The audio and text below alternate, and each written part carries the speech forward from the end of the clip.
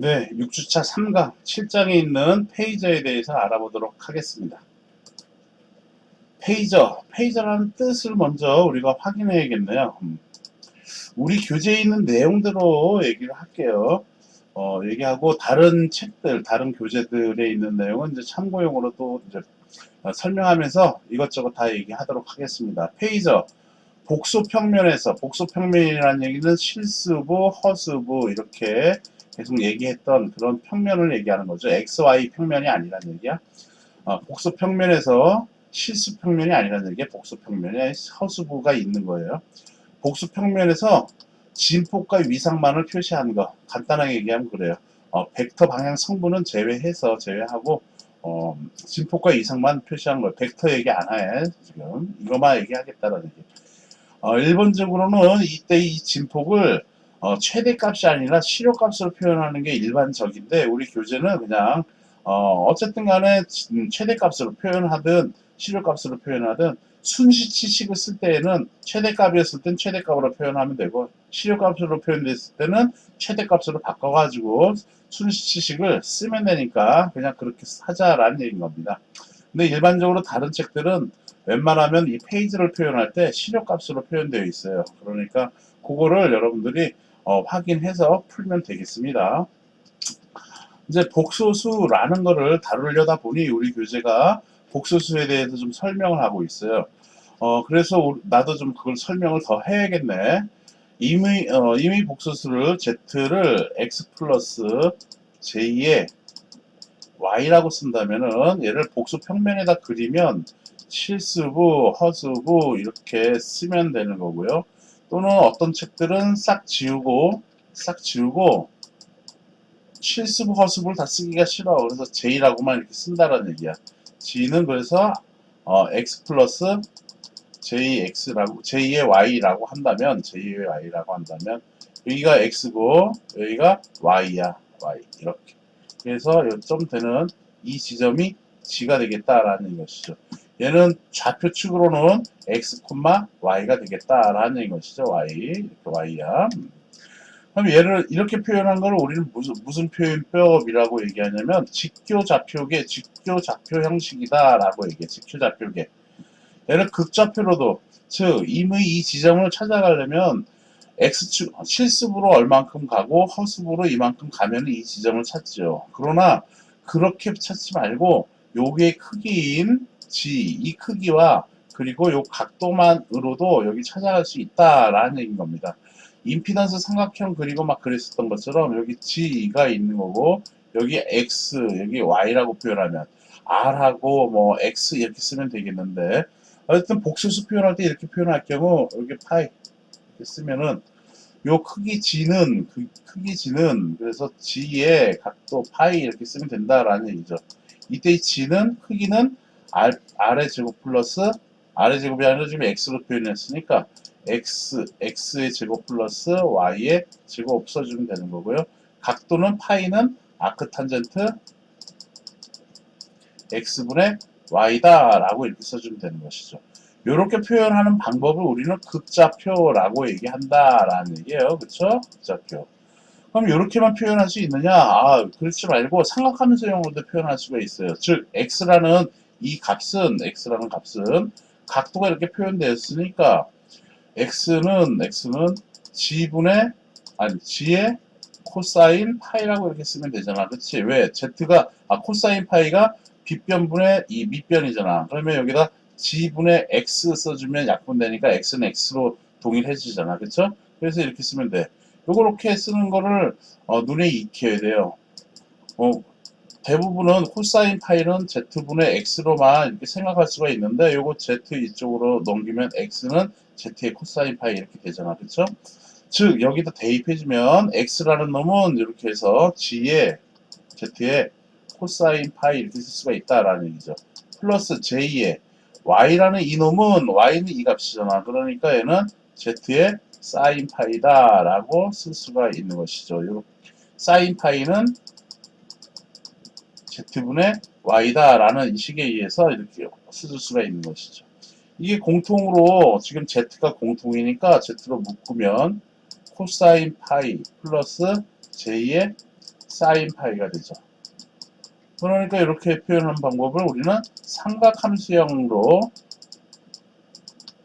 표현한 것이다 라는 얘기야. 저기 복소수를. 그래서 삼각함수형을 이렇게 쓰는 거죠. 또 여기 코사인 플러스 j 의 사인 파이, 얘는 뭐로 쓸 수 있어? 그렇죠. 지수함수형으로 쓸 수 있지. j의 파이로 쓸 수 있지. j의 이스포넨셜 j의 파이. 이게 이제 이게 이렇게 표현하는 거는 이제 지수함수형이다라고 얘기하는 거예요. 지수함수형. 지수함수형이다라는 겁니다. 오일러의 공식이 있죠. 그래서 이렇게 세 개, 이렇게 표현하는 것, 총 네 가지 표현법이 있다라는 거 기억하면 되고요. 오일러의 공식이 이렇게 있어. j의 파이라고, 여기 파이라고 썼으니까 파이라고 쓸게요. 이스포넨셜 j 파이는 그래서 뭐다? 코사인 파이 플러스 j의 사인 파이다라는 게 오일러의 공식이지. 이스포넨셜 j 파이는 마이너스 j 파이는 파이 대신에 마이너스 j 대입해주면 돼. 좌변하고 우변에다가. 그래서 코사인 j에다가 마이너스 j 대입해요. 그렇게 해도 되고 파이에다 마이너스 파이 대입해도 되고. 그래서 결과적으로는 코사인 파이 마이너스 j의 사인 파이가 되겠죠. 이러한 요식에 의해서 이 식도 유도가 되는 것이죠. 그쵸? 그래서 이게 오일러의 공식이야. 이게 오일러의 공식. 이거 유도되는 거고, 이거를 더하고 빼고 하면은, 더했을 때는 코사인 파이는 2분의 이스포넨셜 j 파이 플러스 이스포넨셜 마이너스 j의 파이라는 이러한 삼각함수를 지수함수형, 이거는 지수함수형을 삼각함수로 바꿔주는 형태거든.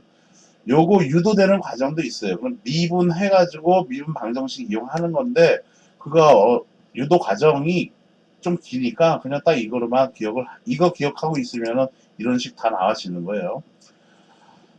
좌변은 좌변대로 더하고 우변은 우변대로 더하면은 코사인 파이는 이러한 공식이 나와지는 거고, 이번에는 빼주면은 위에 있는 식에서 밑에 있는 식을 빼주겠어요. 그러면 사인 파이는 여기 이스포넨셜 j 파이 더하기 이스포넨셜 마이너스 j 파이 빼주는 거니까 코사인 파이가 없어지고 여긴 더하기가 되겠지. 그래서 결과적으로는 그렇게 해서 2j를 갖다가 이쪽으로 넘겨주면 2j분의 이스포넨셜 j 파이 빼기 이스포넨셜 마이너스 j 파이가 나와져요. 그래서 코사인일 때는 분모가 2고 사인일 때는 2j이고 여기가 마이너스 요거 된다라는 거, 이렇게 두 개를 기억을 외워도 되고요. 외운 게 조금 불확실하다 하면은 이 오일러의 공식 요거를 갖고서 이렇게 유도를 다 하면 되겠습니다. 그렇게 하면 정연파의 복소수 표시 이렇게 할 수가 있겠어요. 이제 페이저를 이렇게 얘기하니까 임의 전압식이 이렇게 3에 사인 50t 플러스 30도다 라고 이렇게 되면은 얘를 갖다가 페이저로 표현하죠 라고 하면은 얘는 크기는 3이고 각도가 몇 도다? 30도다 해가지고 이렇게 진폭과 위상만을 이렇게 표현한 거, 여기 진폭이잖아. 그리고 이게 30도는 위상이잖아. 그렇죠? 이렇게 표현한 걸 페이저라고 얘기를 하는 거예요. 이렇게. 그런데 일반적으로 다른 책들 볼 때는 얘를 갖다가 진폭을 최대값으로 쓰는 게 아니라 진폭으로 쓰는 게 아니라 실효값으로 써. 그래서 루트 2로 나눠야겠지, 최대값을. 그리고 여기는 사인에 대한 각도를 여기 써주는 거야. 가령 근데 우리 교재는 얘를 갖다가 코사인으로 이제 통일을 시켜놓아서 이제 쭉 써놨습니다. 저자님께 제가 물어보지는 않았지만은 아마 저작권 사인을 코사인으로 쓰면 안 되냐? 아니 왜 사인으로 풀었냐? 이게 저작권하고 문제가 안 될 것 같은데 어쨌든 간에 우리 교재는 좀 변형을 시켜놨습니다. 그래서 코사인으로 표현을 해놨으니까 코사인으로 페이저를 표현하는 식으로 우리는 예제 문제나 이런 것들을 풀도록 하겠어요. 그런데 일반적으로는 최대값이 아니라 실효값으로 표현하고, 그리고 사인에 대한 위상으로 표현합니다. 왜? 사인하고 코사인은 위상차가 90도 차이가 나잖아. 그치? 그래서 일반적으로는 사인의 위상과 실효값으로 표현하는 게 일반적이고요. 그런데 이러한 식 갖고 순시식을 쓴다면은, 순시식 쓰면은 실효값일 때는 실효값을 최대값으로 바꿔가지고 그리고 사인이면은 사인으로 표현하고 코사인이면 코사인으로 표현하면 되는 거니까 순시치식은 서로 동일하게 되죠. 어쨌든 간에 어떻게 표현하든 간에 네, 그러한 내용들을 좀 알아보도록 하죠. 그래서 이거 내가 옛날에 판서했던 내용인 거고요. 작년에 판서했던 내용이니까 여러분들이 참고하면 되겠습니다. 지금 설명한 내용들이에요. 복소수는 실수 더하기 허수다. 허수부가 있다. 허수부의 실수부와 허수부의 합이다 라고 해가지고 표현한 것이고, 이때 허수를 모르는 사람이 있을까봐 제곱해서 의미 되는 수 해가지고 이런 내용 쓴 거고요. 참고하면 되겠습니다. 오일러의 공식 참고하라고 해서 또 이렇게 오일러의 공식이 이거고, J에다 마이너스 J 대입하면은 이렇게 된다라는 거 얘기했어요. 그래서 더하고 빼고 한 거를 더했을 때는 지금 검정색으로 표현해 놓은 거예요. 지금 더했을 때는 해서 이렇게 유도된다라는 거. 그리고 이거는 빼기, 빨간 거는 빼기로 표현한 거. 빼기는 이제 빨간 거를 이렇게 표현한 거죠. 그래서 코사인 공식 나오고 사인 공식이 이렇게 나온다라는 거 참고하면 되고, 이렇게 이제 오일러의 공식이 이렇게 나왔을 경우 이렇게 표현하는 것을 지수함수형으로 표현한 거고, 여기는 삼각함수형으로 표현한 거를 일반 쓴 겁니다. V라고 표현할 경우 참고하면 되겠어요. 그리고 극좌표의 곱셈과 나눗셈 한번 보도록 할게요. 3과 30도와 Z1이 3과 30도야. Z2는 5의 10도야. 이러한 극좌표를 표현하는 게 있으면 Z1과 Z2를 곱해라 라고 하면은 3의 30도 곱하기 5의 10도로 이렇게 표현하면 되잖아. 그치?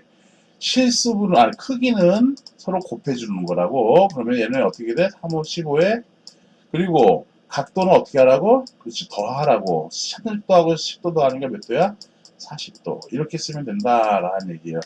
얘를 직교좌표로 표현하면 얘는 15에 이렇게 해서 코사인 40도 플러스 J의 사인 40도 이런 식으로 해서 계산기 이용해서 코사인 40도가 몇이 도인지 모르잖아. 사인 40도가 몇 도인지 모르잖아. 그러니까 그거 대입해가지고 쓰면은 얘는 직교좌표 형식으로 표현한 것이죠. 직교좌표 중에서 삼각함수형 그리고 직교좌표형 이렇게 쓸 수가 있는 것이고, 이렇게 표현한 이렇게 된 것 같고 지수함수형으로 쓰면 15의 이스포네셜 J의 40도 이렇게 써주면은 이건 지수함수형이고, 이렇게 표현할 수 있다라는 겁니다. 또 이건 곱셈인 거고, 나눗셈은 Z1에서 Z2를 나눈다라고 하면은 얘는 Z1이 3의 30도니까 3의 30도 이렇게 쓰면 되고요. Z2는 5의 10도니까 이렇게 쓰면 되겠어요. 그러므로 얘는 크기는 서로 나눠주면 돼. 그리고 각도는 나누는 게 아니라 빼는 거라고. 나눗셈일 경우에는 곱하기일 땐 더해주면 되는 거고, 여기는 빼주면 돼. 30도에서 10도 빼주면 몇이라고? 그래서 20도 해서 이렇게 써주면 된다라는 얘기예요. 물론 얘도 지수함수형으로 쓰면 5분의 3의 이스포네셜 J의 20도 이렇게 쓰면 되고요. 요렇게 이 두 개 가가지고 이렇게 이제 직교좌표 형식으로 쓰면은 는 해가지고 5분의 3에 가로 열고 코사인 20도 나왔으니까 20도 플러스 J의 사인 20도 이렇게 써주면 된다라는 거예요. 이게 삼각함수형인 거고, 요것에 대해서는 이 값을 우리가 모르잖아. 그러니까 계산기 써가지고는 여기 값을 대입해주면은 얘는 직교좌표 형태로 직교좌표 형식 중에 삼각함수형인 거고, 그 각도에서 여기다 대입해주면은 그거는 이제 직교좌표 형식으로 쓴 거다라는 것이에요. 이게 이제 요건 예를 든 거고, 공식은 이렇다라는 게, 크기는 R1, R2는 서로 크기니까 곱해주라는 얘기인 것이고, 곱셈일 때요. 그리고 각도는 서로 더해주라는 얘기인 겁니다. 나눗셈일 경우에는 이렇게 쓸 경우 크기는 서로 이렇게 나눠주라는 얘기인 것이고, 각도는 분자에서 분모 빼주라는 얘기 이렇게 써놓은 겁니다. 아셨죠? 네. 예제 7.1.1 보도록 할게요. 페이저로 표시하라고 했네. 그래서 우리 교재는 코사인을 발을 점자 써가지고 요 코사인으로 이렇게 쓰라고 되어 있어, 페이저를. 다른 책은 근데 이 코사인을 사인으로 쓴다고. 그러니까 그거를 여러분들이 잘 파악하라는 얘기예요. 이 식 보고 그냥 바로 V는, 그리고 이 크기를 시료값으로 안 하고 최대값으로 표현해놨어, 우리 기준은. 그래서 최대값으로 표현하면 V는 220에 각도는 몇 도? 45도다라고 이렇게 쓰면 된다라는 얘기예요. 내가 지금 얘기하는 게 뭐냐면은 어떤 책들은 페이지로 표현한 게 이거다. 그럼 이거를 순시치식으로 써라 라고 하면은 어떤 책들은 이렇단 말이야. 얘를 시료값으로 썼으니까 220. 우리 교재는 얘를 갖다가 시료값으로 안 쓰고 최대값으로 썼으니까 220 루트 2라고 되어 있네. 그래서 어떤 책들은 만약 220 루트 2에 220 루트 2에 45도다 라고 쓰면은 어떤 책들은 얘가 지금 최대값 아니 시료값이구나 라고 해서 여기다 곱하기 루트 2를 더 곱한단 말이야. 시료값에다가 루트 2 곱해야지 최대값이 되잖아. 그래서 220 곱하기 결과적으로 2가 되는 거야. 루트 2 루트 2 곱하면 2니까 여기에 사인 해서 오메가 t 플러스 45도 이렇게 쓴단 말이야. 즉 여기가 이제 오메가가 이제 120이면 120 파이 이렇게 써야겠지. 그러니까 이렇게 표현한단 말이야. 이걸 하고 코사인으로 표현한 거하고는 위상차가 서로 다르잖아. 이렇게 위상차 다르고 시료값도 최대값이랑 시료값 이 값이 틀리잖아요. 그렇죠? 그 얘기 한 거예요. 그러니까 우리 교재는 이 페이지로 표현하라고 하면은 A번은 그래서 코사인이고 그리고 최대값으로 표현하는 거로 표현해 놨다라는 얘기예요. 그래서 그거 유념하세요. 그래서 45도 쓰면 된다라는 얘기죠. B번은 최대값이 220 루트 2니까 220 루트 2에다가 사인으로 되어 있는 거는 코사인으로 바꾸면 사인 함수를 코사인으로 바꾸면 어떻게 될까? 사인 120 파이 t 사인 120 파이 t 플러스 45도라고 하는 이놈은 코사인으로 바꿔주면 어떻게 돼? 120 파이 t 플러스 코사인 함수를 어느 쪽으로 얼마큼을 주게 돼? 45도 써주고 그렇지. 왜 오른쪽으로 90도 이동해주면은 사인 함수가 되지. 이 함수를 얘하고 같게 만들려면 여기다 그래서 몇으로 해줘야 돼? 오른쪽으로 코사인 함수를 오른쪽으로 코사인 요 놈을 오른쪽으로 90도 이동시켜야지 사인 함수가 된다라는 얘기지. 그치? 사인 t라는 함수는 코사인 코사인 t라는 함수를 왼쪽으로, 아니, 오른쪽으로 90도 이동시켜야 된다라는 이 공식이 있는 거잖아. 그치? 이게 뭐, 무슨 공식이 있잖아. 그쵸? 그래서 이렇게 그림으로 그냥 이렇게 하면 되겠어요. 이거 해주면 어떻게 되겠어? 그래서 계산하면. 코사인 120 파이 t 45도 빼기 90도니까 마이너스 45도. 이렇게 쓰면 되겠네. 그치? 그러므로 220 루트에 요렇게 표현되어 있는 이놈은 코사인 120 파이 t 마이너스 45도란 말이야. 그치? 그러니까 위상차가 마이너스 45도니까 우리 교재는 이렇게 표현한다라는 얘기예요. 근데 일반적으로 다른 책일 경우에는 얘를 어떻게 한다고?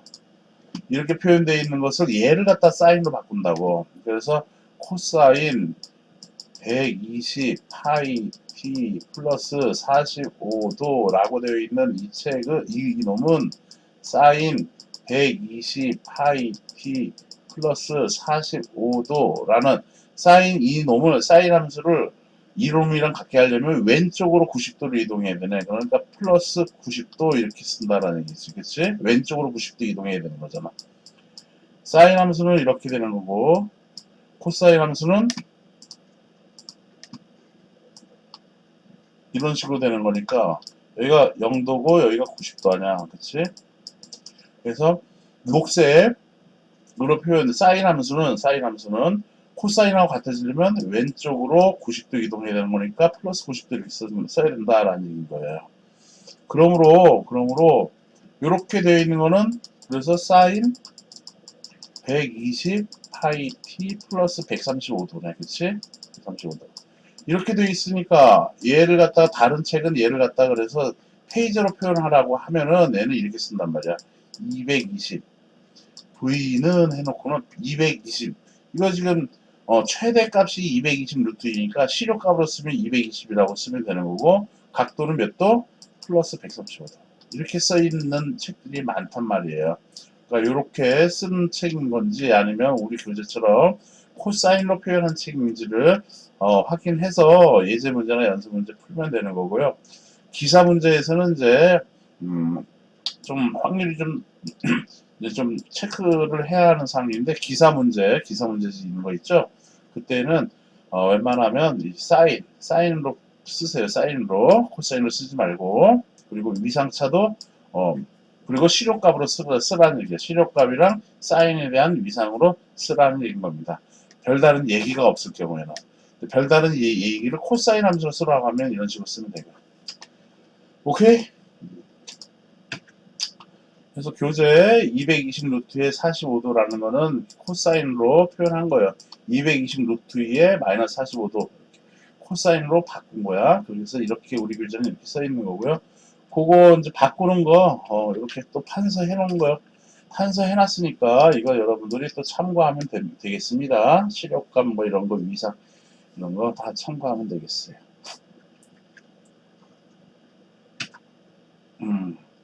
7.2 저항회로의 해석해가지고 쭉 더 이렇게 다 하려고 했는데 아까도 1강 때 많이 했으니까 이거 다 하려면 오늘 시간 또 오버가 되겠죠.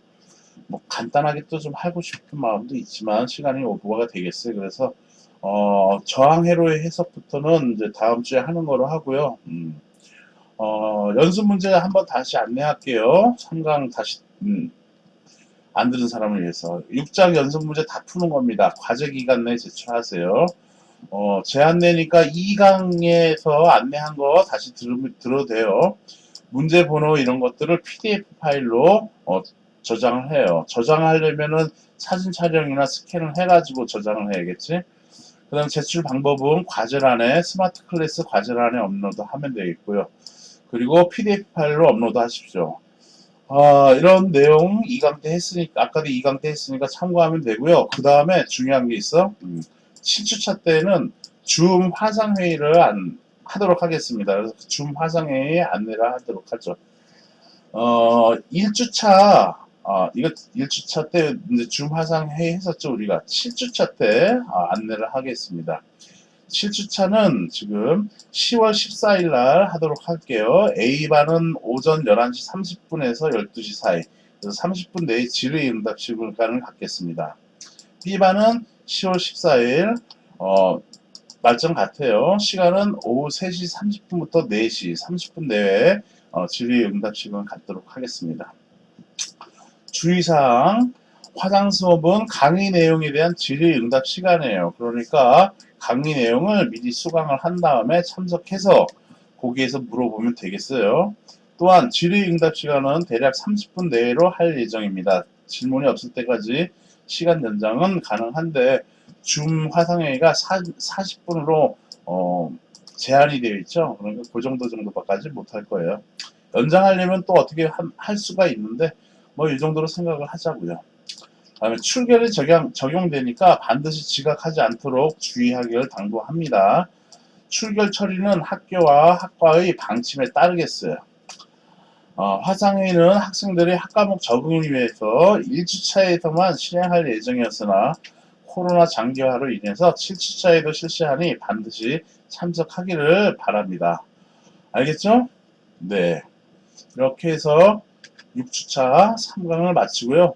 7주차 1강에서는 이제 7.5절이 아니라 아까도 안 했던 RC 7.2절 저항회로의 해석부터 보도록 할게요. 저항회로의 해석부터 보도록 하겠습니다. 네. 알겠죠? 이거 다 해놨던 거 지금 하려니까 시간이 또 많이 오버될 것 같아서 이 정도로만 하겠습니다. 네, 수고했습니다. 네, 여기까지 하겠습니다. 감사합니다.